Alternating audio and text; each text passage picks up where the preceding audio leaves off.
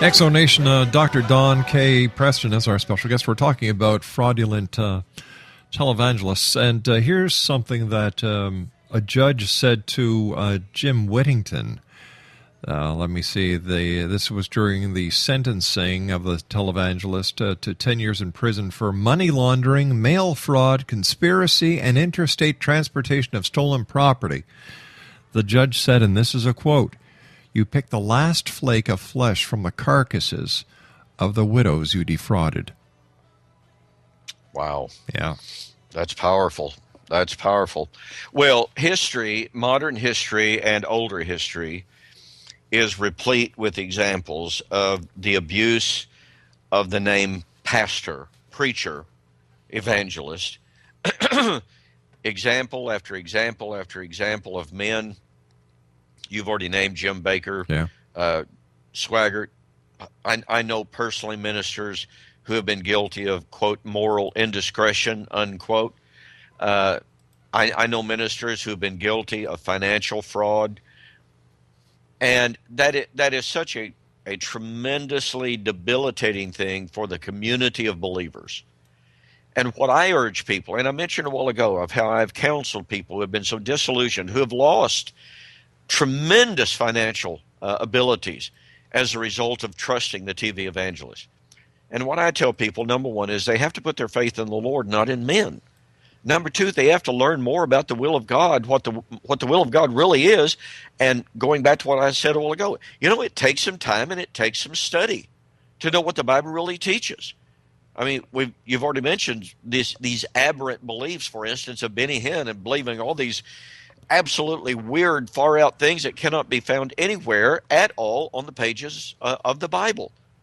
But if the person is sitting there, they're not even opening their Bible. They're not asking, is this preacher taking these verses out of context? Is he applying them properly? Well, you know what?